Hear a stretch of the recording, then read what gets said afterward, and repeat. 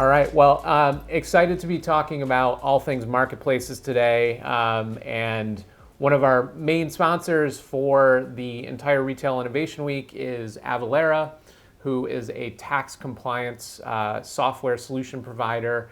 And I am excited to be joined by George Trantas, Senior Director of Global Marketplaces at Avalara, who is going to chat with me today about a report that we have partnered with Avalara to produce on all things marketplaces. And having had a chance to speak with George in the past, I know he's got a ton of information that he can provide about what's going on with the marketplace space and why it's so important for companies to be considering that. So George, thanks for joining us today at Retail Innovation Week.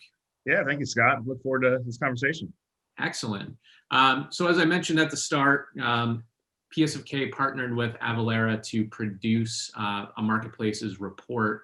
Maybe you can just start us off by talking about why an asset like this is so necessary right now.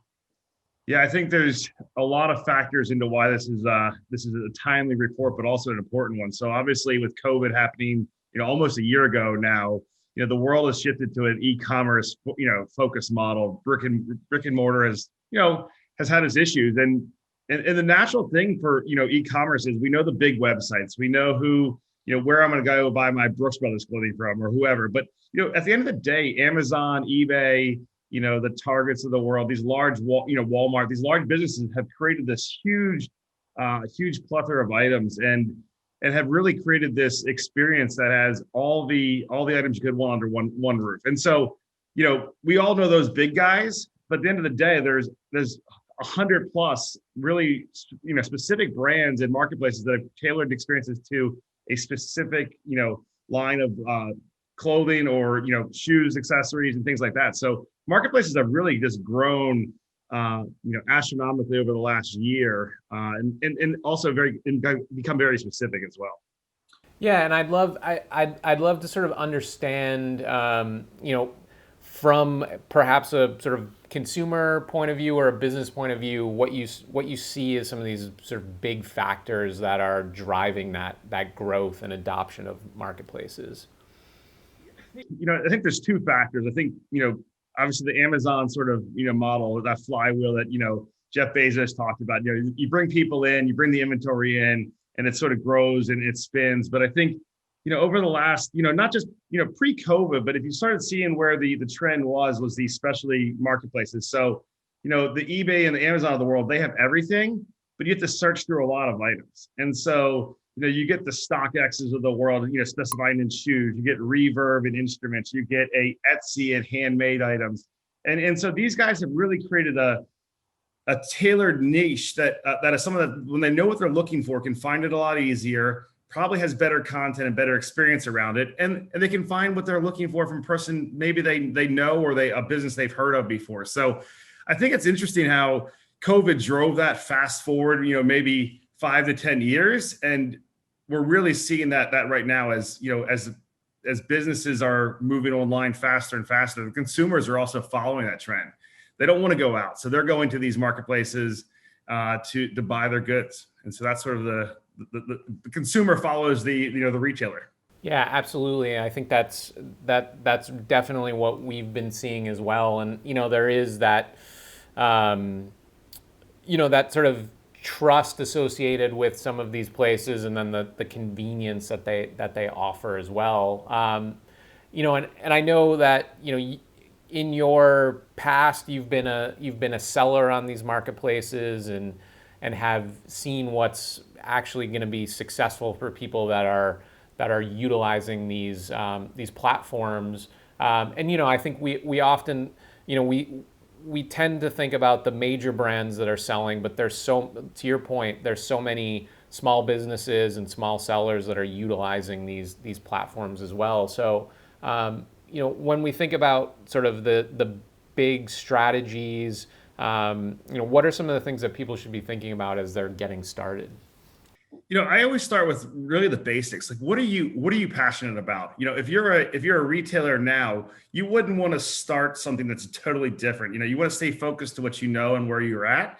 And then the second thing is, where should you put your inventory? Where should you put your finite dollars that have the best results? So, I always say know your nose. And if you think you are if you're a boutique seller, there's a natural place you should look. It's like Etsy's and places like that.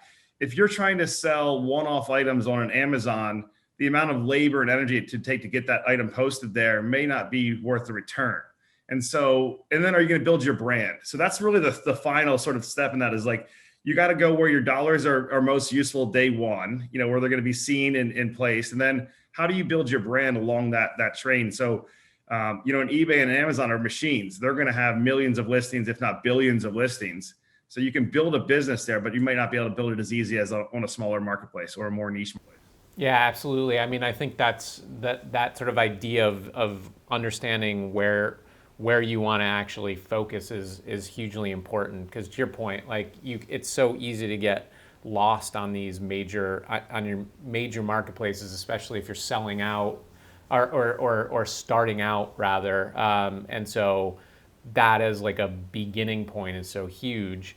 And then, once you've sort of determined where it is that you want to kind of be selling through, what are some of the big things that these companies need to be thinking about in terms of these pillars, if you will, that they need to be optimizing against? Yeah, I think the first thing that we really saw it in fourth quarter was, the shipping factor. So, what are the rules the marketplaces have to make, and you got to follow those, else you're not going to be part of that marketplace long term. So, we happen to see we call it Ship-A-Geddon or whatever you want to call it in the world of fourth quarter and some of the disasters that were out there. But make sure you understand the marketplace rules. So that's for step one. Whatever you choose, look what they need to do. Does it have to ship in a certain amount of time? Do you have to accept certain payment methods? So it's just step one, make sure you understand the basics of the marketplace. Step two, what fundamental things do you want to, make your listing stand out? I always look at the larger ones. Amazon as the largest really doesn't allow you to stand out. It's you list to an ASIN number, it goes to the site and you're just out there. It's all price driven, and that's great. So if you're the lowest price, you win. But as you get to the more niche ones, you create this sort of content around your listing. You create a story, who you are, what you are.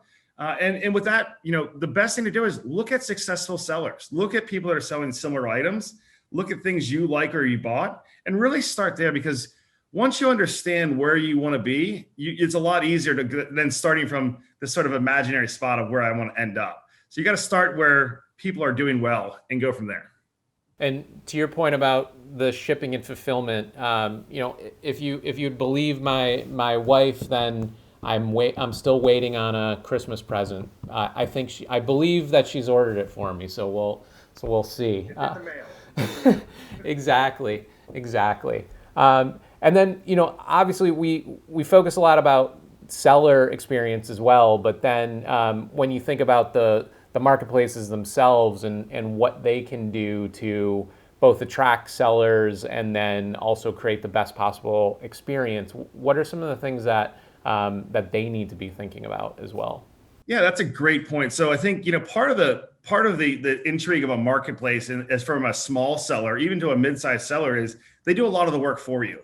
So they may have created a label system so you can generate labels cheaper and easier than going to the post office.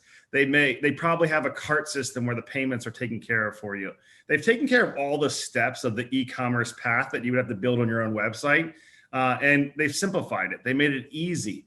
And that's one of the things that allows you to, go from 0 to 100,000, 0 to 1 million sales without having to do a lot of that infrastructure work and having to hire a lot of people. So, there's a fee to be on that marketplace, but they've done the work for you. So you can really just take your hands off the wheel and focus on your product and your selling.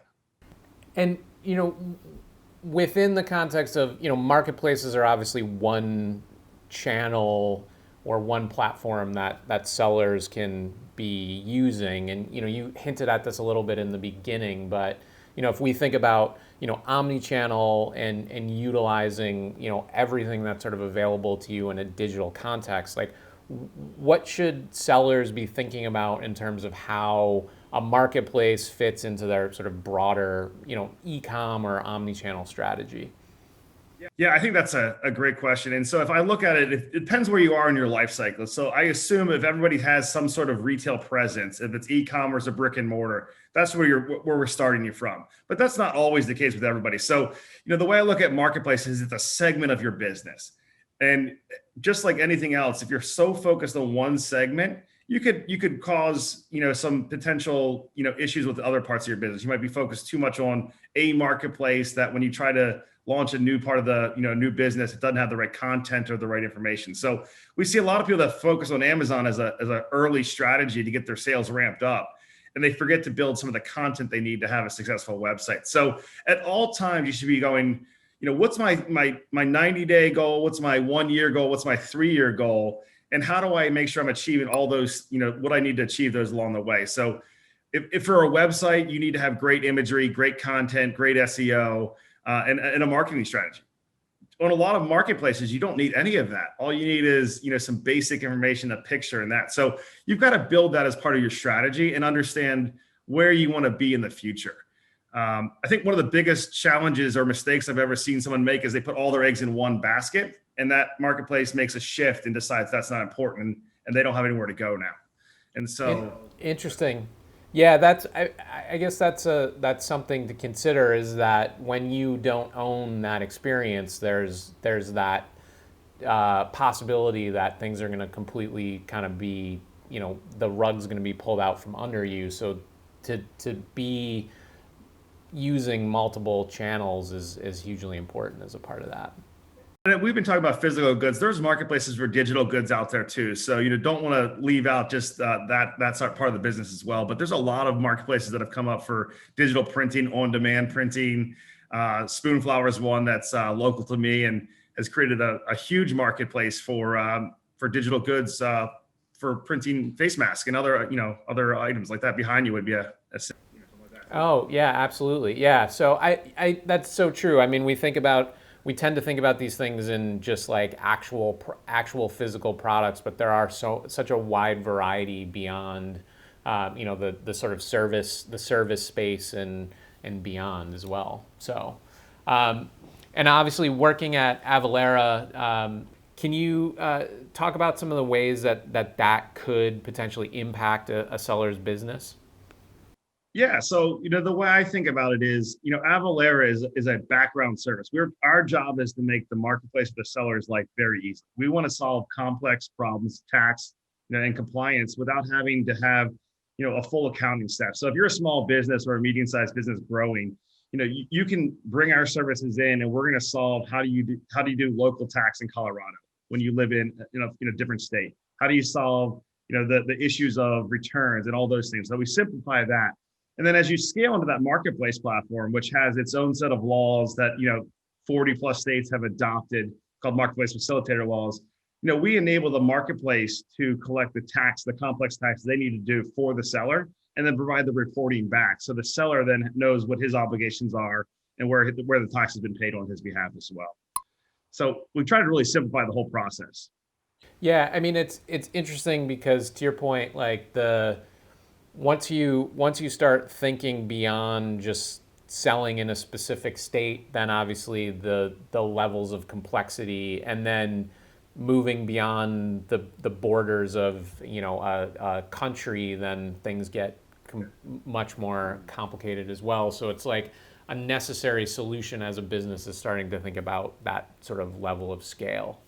And we provide services all the way from the licenses all the way through the end compliance. So it's not just the tax. We really are a full service solution. So regardless of the size of your business, to your point, international, domestic, we provide a full range of services there. We've launched a bunch of new cross-border services as well. So as you want to grow, we have the ability to calculate VAT, duties, and different rates depending on where you are in the world. So it's not just US outbound. It could be the globe into the US, the globe out. It could be anywhere. And as as we sit sort of in 2021 right now and look ahead, is there anything that you're thinking about in terms of like where marketplaces are heading? Is there is there anything that sellers should be sort of have on their horizon as they're thinking about? Yeah, I think it goes back to one of the earlier points is you got to be looking at your industry you're in. And I want to make a broad statement here. There's a lot of changes happening in every industry. The alcohol delivery companies have launched across the United States. There's a lot of these micro marketplaces that have grown very fast and niche marketplaces. And so you've got to understand where you're going to be and where your industry is going. The other thing is global expansion is crucial. The United States is a huge market. Europe is growing, China's growing. How do you leverage a marketplace to get internationally without having to spend a lot of money? And I think that's really one of the best, you might be great in America, but how do you solve Germany? If you don't speak German. So Zalandos of the world and those things. So we have the ability to, help manage those solutions as you guys grow globally. And additionally, if you're not looking globally, you're sort of, you've capped your own growth. So that's one thing that we always tell people. Let's expand globally and let's see how we can help you. Amazing. That's great. And just a note for those listening in, we'll put a link to the report, the Marketplaces Playbook, in chat. And if you don't get it there, then go to Avalara and we can get you a copy of that report. George, thanks so much for taking the time to chat with us today, and good luck looking ahead in 2021. Yeah, thank you very much.